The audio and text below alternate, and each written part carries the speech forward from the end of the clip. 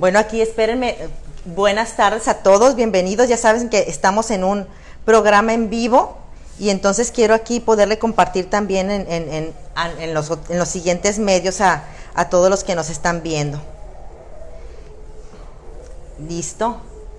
Pues, ¿qué tal, amigos y amigas? Buenas tardes, bienvenidos. César Valenzuela. Muchas gracias. Pues quiero presentárselos, yo creo que muchos ya lo conocen. César, ¿cuántos años tenemos de conocernos, de saber que siempre has estado dedicado a esta parte de la economía, a ser consejero, pues a dar pláticas? Eres profesor también. Pero bueno, yo les quiero decir que César, aparte de ser licenciado en economía, es doctor en ciencias políticas de la Administración y Relaciones Internacionales por la Universidad Complutense de Madrid, ¿verdad, César? Eso es lo último que acabas de hacer, porque César se la pasa estudiando.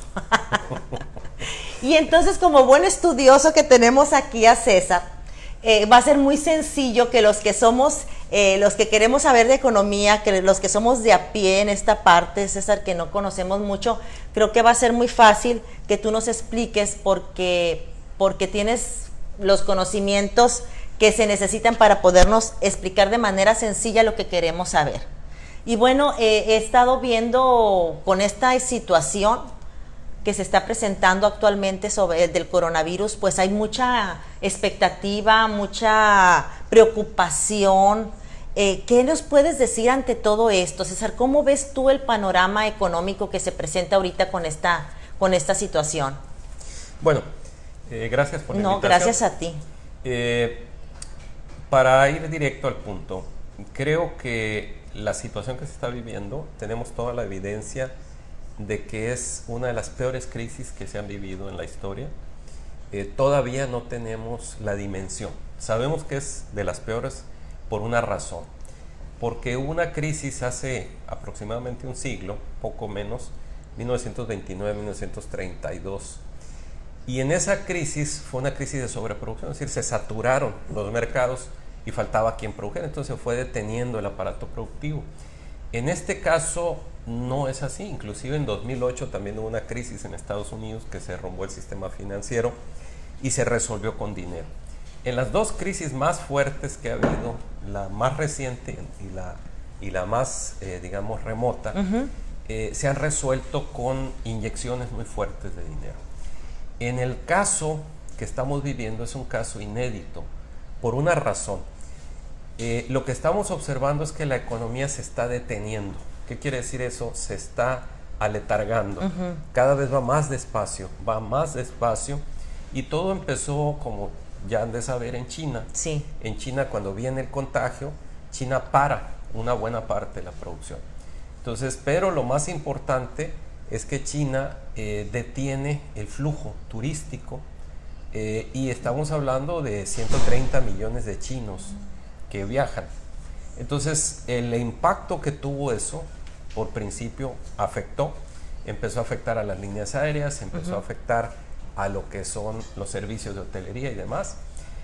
Y posteriormente, si bien es cierto, China determina la tercera parte de la economía mundial, es decir, el 30 y tantos % de la economía mundial lo determina China. Sí. Entonces, con este problema que hubo, afectó, pero el problema no quedó ahí. Pasó a Italia, empezó a llegar a Europa, Francia, Alemania, a España. Entonces, en la medida que llega ahí, también empieza a paralizar la economía. Y eso, por consiguiente, lo estamos empezando a ver. Estamos apenas en el tercer día de la primera semana de aislamiento social y voluntario que tenemos, y ya estamos empezando a observar los estragos. ¿Qué quiere decir eso? Pues que la gente no está saliendo por razones prácticamente por cuidado de su salud, y eso está afectando seriamente la economía. Pero el problema no es la crisis por eso, sino lo que viene es todavía más grave. Entonces, César, mucha gente, por ejemplo, decidimos por voluntad propia encerrarnos en casa. De cierta manera dejamos de consumir. Por otro lado, por medio del gobierno se nos decía que todavía podíamos salir a restaurantes, que todavía podíamos seguir consumiendo, que todavía podíamos estar en la calle, que todavía no era momento para encerrarnos. ¿Tú crees que esas medidas, esas acciones que el gobierno tomó en su momento fueron las más adecuadas o sea, económicamente hablando? Bueno, creo que es una respuesta muy complicada. Ajá. Por una razón. Porque, por un lado, hay quienes dicen que las medidas deberían de haber sido antes. Sí. ¿Sí? Hay quien dice que las medidas no podían haber sido antes porque hubiera sido más grave el efecto. O sea, ¿hubiera habido alguna diferencia si el gobierno hubiera tomado las medidas antes? Bueno, yo lo pondría de otra manera. Ajá. Yo creo que aquí lo que nos está haciendo falta es una política pública. Sí. ¿Qué significa una política pública? Este es un término que a los políticos les gusta mucho, pero pocos realmente lo aplican como decir. Una política pública es un conjunto de datos, de elementos, de acciones que se reúnen en torno a un objetivo, pero de forma muy precisa. ¿Eso qué significa? Que el gobierno ya debería de tener lista una política pública en varios aspectos. Una de ellas tiene que ver con el empleo. ¿Qué está pasando ahorita con las personas que viven al día? Sí. No todas las personas tienen las reservas para estar 15 días, un mes en aislamiento. Sí, ese es un problema muy serio. Hay muchas personas en este país que viven al día, es decir, que salen diariamente a buscar la vida. Alguien dirá, bueno, pero es que los patrones están obligados a pagar. Ajá. Eso es un dato que quisiera precisarlo. Sí. La Ley Federal del Trabajo dice que el patrón está obligado a pagar siempre y cuando haya una declaratoria de emergencia sanitaria. Y cuando sea así, el patrón está obligado a pagar un salario mínimo, ¿sí? La mayor parte de las personas no trabajan por salario mínimo, trabajan por un poquito más. Claro. Bueno, y solamente lo pagará por un mes. Entonces, ese es un dato que la gente lo escucha, pero aparte de eso, la inmensa mayoría de las personas no viven de un salario, no trabajan para un patrón. Así es. El 72% del empleo en este país lo generan las pequeñas y micro y medianas empresas, más bien se les conoce como MIPYMES, micro, pequeñas y medianas empresas. Y la mayor parte ¿Que vendría siendo qué gente? Pues son empresas que casi es autoempleo, ¿no? Es decir, la empresita que tiene 2, 3 personas, normalmente es el dueño, algún familiar y una persona por fuera, o 2 empleados. Sí, que viven de lo que venden diariamente y todo eso. Y en esos casos, cuando esa MIPYME se cierra, en ese momento el problema es que no tienen capital de trabajo esas empresas, son prácticamente autoempleo. La persona, el propietario prácticamente de eso saca para vivir y no tienen un colchón importante. Claro.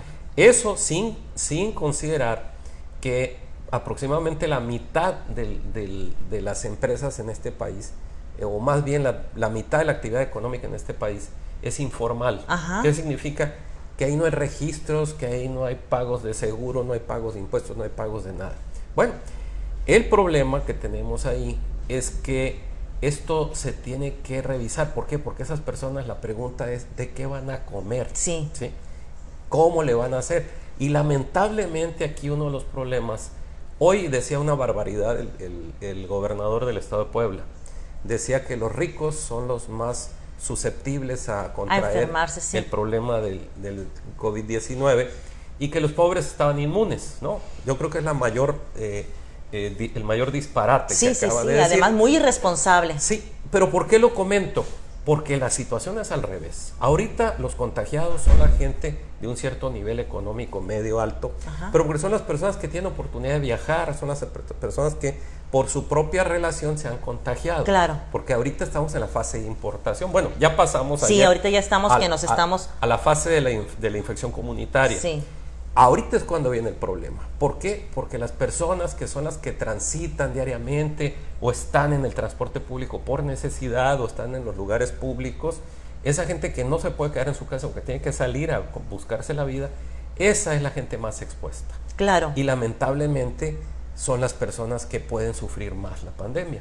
Complemento nada más diciendo que a esa política pública para este programa, para esta circunstancia de emergencia, tiene que ser una política laboral, una política fiscal. No precisamente el presidente dice es que no va a haber condonación, no necesita hablar de condonaciones, tregua fiscal es diferente. Es decir, el poco dinero que tiene alguna empresa que digan, bueno, te vamos a dar una tregua de un mes o de algo así, y establecer convenios con la Secretaría del Trabajo para ver si hay una responsabilidad y a su vez que eso le permita obtener un cierto financiamiento. Hoy anunció el presidente que va a haber eso, pero no dijo más. Esperemos que ya mañana o en el curso del día de hoy aterricen esas medidas, que no se ha dicho nada más. Y una más que yo diría, yo hablaba de laboral, ¿sí? Hablaba de la parte que tiene que ver con el tema de condonación fiscal, el tema financiero, que por cierto ahí creo que los bancos van un paso adelante. Sí, estaba leyendo, Sí, los bancos están hablando de dar prórrogas, de dejar pendientes hasta por 4 meses, ¿sí? Entonces, antes de que reviente como pasó en el 2008, que se cayó el sistema financiero en el 94, sí, con el error de diciembre en México, los bancos se están adelantando y dicen, vámonos poniendo de acuerdo para que no reviente la situación. Y yo agregaría un renglón más, que puede haber más siquiera, que sería el de la política de seguridad. ¿Qué quiere decir eso? En el Valle de México ya está habiendo saqueos, entonces tiene que haber más control y obviamente el Estado tiene los medios, pero también si pasamos a la siguiente etapa que ya estamos observando que sucedió en China, que sucedió en Europa, ya está sucediendo en Estados Unidos, sí, ya las autoridades están sancionando a quien circula en los lugares y en los días y en las horas que no deben de circular. ¿No? Entonces, ahí nos hace falta una política pública y como que el gobierno no lo ha sacado, pero creo que nunca es tarde, ¿no? O sea, claro. Ojalá y ya para mañana más tardar tengamos una decisión. Sí, porque esa parte que tú dices, César, y que yo creo que a todos nos preocupa porque lo hemos platicado, ¿qué va a pasar precisamente cuando entremos a una tercera etapa donde ya no podamos salir, donde tengamos que estar confinados con todas esas personas que tienen que quedarse en su casa, pero que ellos viven precisamente como tú dices, al día de lo que ganan diariamente? Entonces, podríamos considerar que ese sector económico de la población es el que resentiría realmente este confinamiento y esta situación económica. Lamentablemente es el más vulnerable, pero no solamente queda ahí. El problema, yo me adelanto un poquito más. Sí. No sabemos hasta cuándo va a durar esto. Se decía en un principio que después de Semana Santa retornábamos. El presidente Trump el día de hoy dijo que el 15 de abril quiere a todo mundo otra vez trabajando. ¿Quién sabe? California ahorita es un problema muy serio. Nueva York es un problema muy serio. Ya llevan 30,000 infectados en Nueva York al día de hoy. Y Washington ni se diga. Y eso está cundiendo por los Estados Unidos. Entonces, y en el caso de México, primero se decía que para mayo, después se habló de junio, después se habló de julio. El día de, no recuerdo si fue el día de hoy, el día de ayer, se hablaba que tal vez agosto y tal vez podría ser septiembre, probablemente hasta principios de octubre. No sabemos, cuando se refieren a eso, quiero precisar, la verdad es que todavía no se ha dicho con mucha claridad si eso significa que las prácticas de las que hablamos, de los aislamientos y demás, vayan a llegar a eso. Yo no creo que sea así. Tal vez sean etapas que siguen, ¿no? Pero como no sabemos, ahí la verdad apenas los expertos epidemiólogos que puedan hablar de ello, ¿no? Yo a lo que voy es que la situación económica como se prevé, de hecho, China ya tuvo un golpe, ¿sí?, en su producto, va a tener una baja, pero tiene tiempo de recuperarse, porque ya prácticamente ellos empezaron a reactivarse. Europa va a tener problemas muy serios porque prácticamente pararon todo está parado. Sí. El primer ministro de Inglaterra no atendía la situación y él decía que ya veríamos qué pasaba. Finalmente tomaron decisiones muy drásticas porque la Gran Bretaña trae problemas serios. La misma situación está en Canadá, que Canadá creo que ha sido uno de los países más responsables en esta situación, los Estados Unidos, pero hay un dato muy importante. Estados Unidos ya anunció, lo resolvieron ayer, $2 billones para reactivar la economía. ¿Qué significa que reactivar? Primero, dar apoyos a los gobiernos de los estados que no tienen ni para las famosas pruebas que se necesitan, equipos de respiradores y demás, y estamos hablando de Estados Unidos. Y aparte están hablando de apoyos directos a las personas en situación más vulnerable, lo cual es correcto. Europa aproximadamente estamos hablando de 1 billón también. Entonces sumados son prácticamente 3 o más de 3 billones Oye, de César, dólares. pero por ejemplo, ahorita en la mañana oyendo hablar a Andrés Manuel López Obrador, él decía pues que él se jacta mucho de que no tenemos una deuda, que no nos hemos endeudado, que estamos realmente, tenemos todo para enfrentar esta crisis.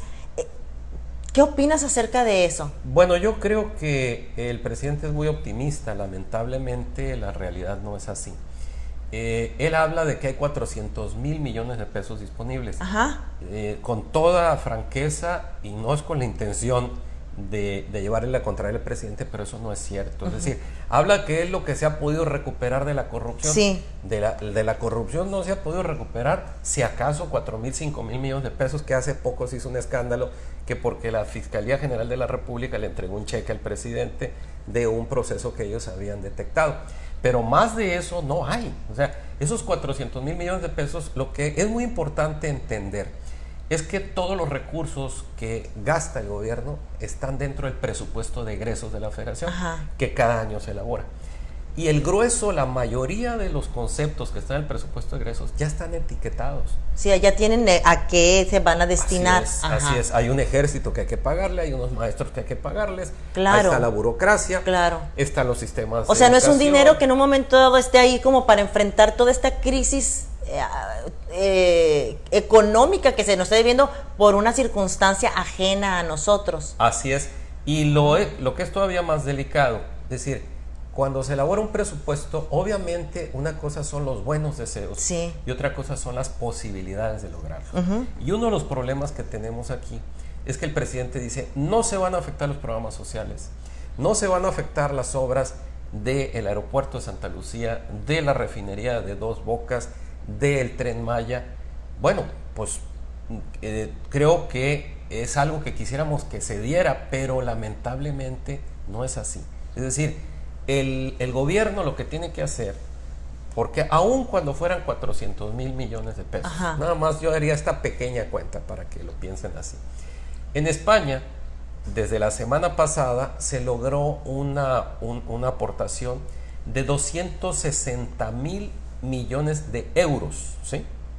Los euros ya saben que son, ahorita está 27 sí, por uno. Bueno, en el caso de México, 400,000 millones de pesos no es nada para 120, 130, somos 129 millones de mexicanos. Y en España son 40 millones de españoles, ¿no? Entonces vamos viendo la proporción. Sí, claro. Entonces, y si vemos en Estados Unidos, que son 300 y tantos millones de norteamericanos, y ahí se aprobaron 2 billones de dólares, vamos viendo para qué alcanza, ¿no? César, ¿sabrá algo el presidente que nosotros no sabemos?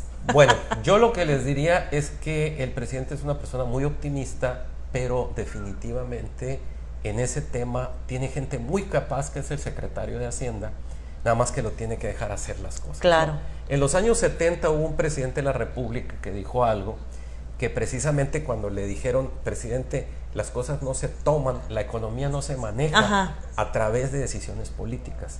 Dijeron, la política económica es muy delicada, y él dijo, no, la política económica desde hoy se maneja en Los Pinos porque ahí vivía, ¿no? Claro. Pero ahora, lamentablemente, la política económica se maneja en el Palacio Nacional, pero no precisamente desde la oficina del secretario de Hacienda.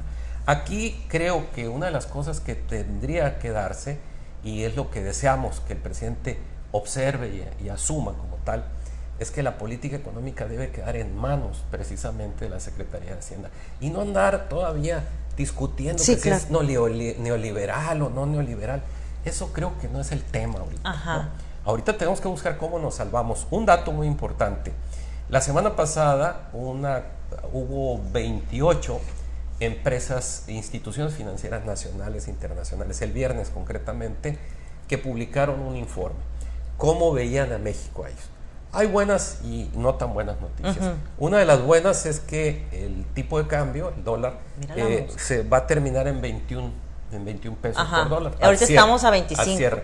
Ahorita andamos en 24, 23. Hoy ha sido un día no tan malo, pero no tenemos nada seguro. O sea, como sabemos, el dólar puede subir, puede bajar, porque está en función de todas esas variaciones. Pero por otro lado, el dato más malo de todo esto es que hay algunas de esas instituciones financieras, como Credit Suisse, que dicen que vamos a caer un 4%.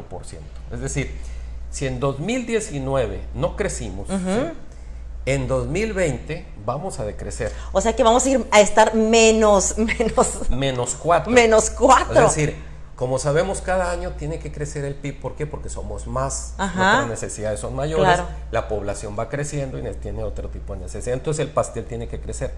Pero en este caso, lejos de crecer, va a disminuir un 4%. Eso es gravísimo para una economía.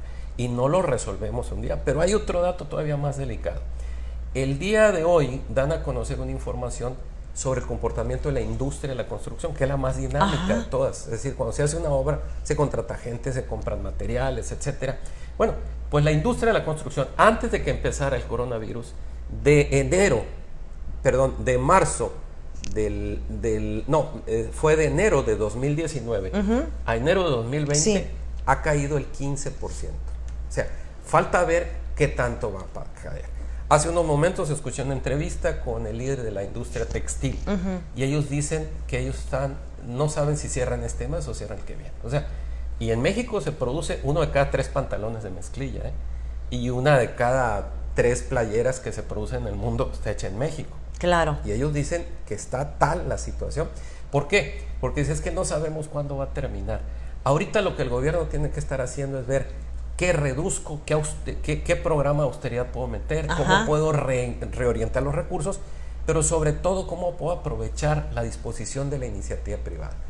Y eso creo que la señal que se mandó el domingo pasado, con la consulta que se hizo en Mexicali, Sí. fue completamente lo contrario. Es decir, son otras las cosas que tiene que haber en este país. Y creo que la circunstancia exige que haya un cambio en esto, ¿no? Ay, César, y bueno, en la parte esa donde los empresarios, al final de cuentas, hay un video que se estuvo compartiendo mucho de este presidente salvadoreño, donde hablaba de los empresarios, que al final de cuentas, si ellos dejan de vender o siguen pagando, pues ellos no van a ser menos ricos. Pero ¿hasta qué punto el empresario está comprometido con esto que está pasando aquí en México? Bueno, ¿O se debe de comprometer? Yo creo que por ese lado, a lo que me refería al principio, Sí. sin la intención de hacer elogios a los empresarios, pero creo que los empresarios han estado más enfocados en el problema, Sí. que el mismo gobierno. Sí, y es verdad. Yo creo que todos lo hemos visto. El gobierno creo que trae un problema muy serio, todo lo está viendo desde una perspectiva de revanchismos político-partidistas. No, esto yo creo que hay que entender lo que no tiene que ver eso. Es decir, que porque van a pensar, que van a decir. El problema es muy grave y hay que verlo de esa manera. Yo recuerdo el fin de semana anterior, que fue creo que el 14 de marzo. En el 14 de marzo, ¿qué fue lo que pasó? Las instituciones educativas privadas más importantes del país fueron las que tomaron la decisión. Es decir, señores, se suspenden clases y los muchachos se van a manejar todo online. Es decir, van a estar a través de los medios electrónicos porque no queremos correr riesgos. Fue entonces cuando la presión llegó al secretario de Educación y fue cuando dijo, ok, se adelanta la Semana Santa, que me parece excelente la decisión. ¿Sí? Fue un buen... Pero ahí tenemos empresas en el sector educativo. En el caso de los bancos que acabamos de escuchar, los bancos dicen, nosotros nos adelantamos bajo este esquema. ¿Por qué? Porque se está evitando que esto vaya a ser más grave. El problema, y ahorita lo que decíamos, ¿qué va a pasar si se dice va a haber este receso? La empresa, por ejemplo en Sinaloa, el grueso de las MIPYMES están en la rama de alimentos y bebidas. Ajá. ¿Sí? Y en esa rama de alimentos y bebidas, un mes malo en circunstancias normales quiebra cualquier negocio, porque no tienen capital de trabajo.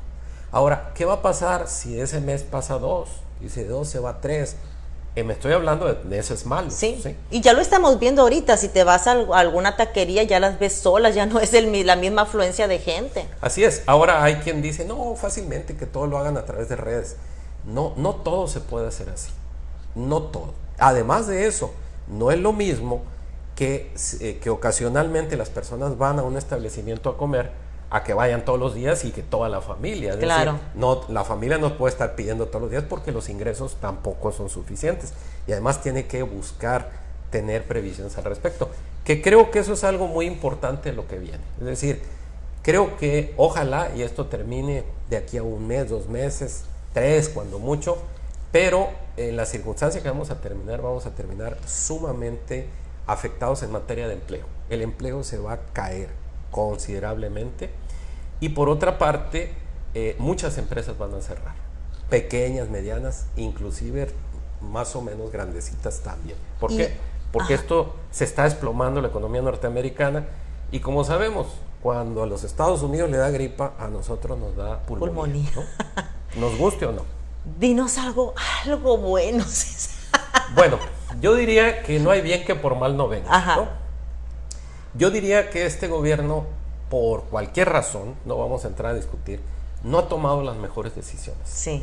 Y creo que en esta circunstancia, si el presidente escucha y deja trabajar a su secretario de Hacienda, definitivamente va a haber una buena propuesta para salir de esto. Y si esa propuesta se va siguiendo y si se dan las expectativas, la economía funciona en base a expectativas. Sí. Un empresario invierte porque entiende que hay condiciones para hacerlo. Si el gobierno le está cerrando las puertas, no invierte. Y eso nos ha pasado más de un año. Entonces, tal vez esto cambie un poco las cosas y eso nos lleve a otras circunstancias. Pero lo que es muy importante y a lo que no hay que tenerle miedo es que si el gobierno tiene que pedir prestado, que pida prestado. Claro. La deuda se justifica en esos casos, pero hay que ser muy claro, ¿para qué va a ser el dinero? Es decir, ¿en qué se va a gastar? Y de pasada comentamos algo. Creo que a todas las personas y las familias no les va de menos este comentario. Hay que cuidar mucho el dinero, no hay que comprar cosas que no sean necesarias. ¿Sí? Ni digas, porque me acabo de comprar un edredón. Bueno. Bueno, ese nada más para ese comentario es nada más para apaciguar un poquito la tensión. Pero más allá de lo que puede ser ahorita el pago de streaming, por ejemplo, Netflix, Cablevisión y eso, que ahorita pues es necesario para poder mantenerse con la cordura. Si no van a aumentar, dicen que en China aumentaron los divorcios. Pero pues 4 paredes, la jaula aunque sea de oro, es jaula finalmente, ¿no? Así es. Entonces, salvo esas situaciones, hay que cuidar mucho el crédito, es decir, no comprar lo que no sea necesario, porque ahorita pues, lo que va a suceder es que me estoy deprimiendo, te voy a empezar a hacer compras para quitarme la depresión. No es muy aconsejable, es decir, no, ya sé. A lo que vamos son las situaciones serias, son muy, muy delicadas, y que reitero, ojalá y nuestro presidente tenga esa sensibilidad para entender que aquí más que confrontaciones partidistas, ¿sí? Pensando en el julio del 2021, hay que pensar en el presente. Sí, claro. Ahorita traemos problemas muy serios. Sí, sobre todo esa parte que tú dices, proteger a los más desprotegidos, porque al final de cuentas a lo mejor tú y yo podemos aguantar, no sé, varios días metidos en casa y tenemos alguna manera de sobrevivir, pero la gente que vive del diario, creo que esa es la parte que más nos tiene que tener, o sea, que nos tiene que tener tratando de hacer mejor las cosas al gobierno, ¿no? Sí, y finalmente creo que de todas estas decisiones, como ya hemos visto, ¿no? La bolsa no da una, ¿sí? Sí. Por lo mismo, porque los capitales se van. En Europa, en Estados Unidos, la bolsa se ha caído, a excepción de ayer. Se empezó a recuperar por una razón, porque ya el gobierno empezó a ponerse de acuerdo en el paquete financiero para el rescate. Y en nuestro país, pues la situación no es esa. No, y apenas comenzamos. Así es. Apenas no sabemos, no tenemos idea. Somos el 10º país más poblado del mundo, es decir, el número 10, ¿sí? Y entonces nosotros debemos de tener claro que este problema es muy grande, ¿sí? Ay, César, pues me quedo así temblando, sobre todo que no se entere mi marido que no hay que comprar cosas que no se necesitan, pero sí, creo que ahorita más que nunca esa palabra que ha estado ahorita circulando, que es la solidaridad, tenemos que tenerla muy presente nosotros como mexicanos. Y bueno, no me cabe duda que somos un pueblo que se crece ante la adversidad, ¿no? Ahora, los números no mienten, pero pues vamos a ver qué hacemos.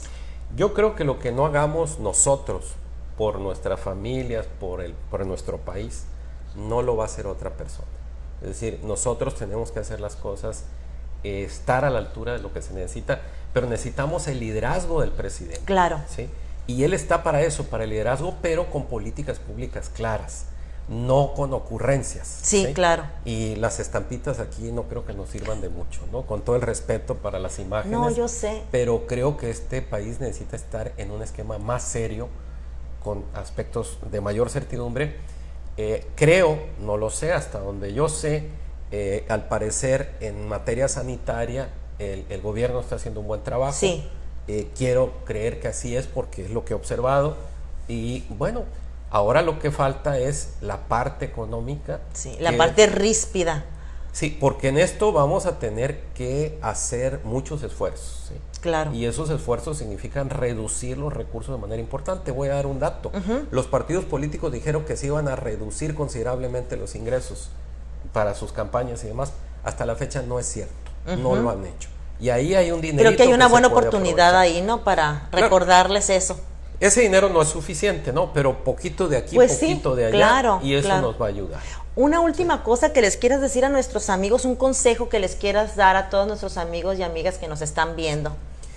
Bueno, pues creo que ahorita es una oportunidad de entrar, por ejemplo, en home office, como lo está haciendo mucha gente. Hay empresas que así se puede, que las personas están yendo a trabajar desde sus casas, a sus trabajos, desde ahí hacen su labor. Y por otro lado, de que si bien es cierto la situación es difícil, pero las crisis son de oportunidades.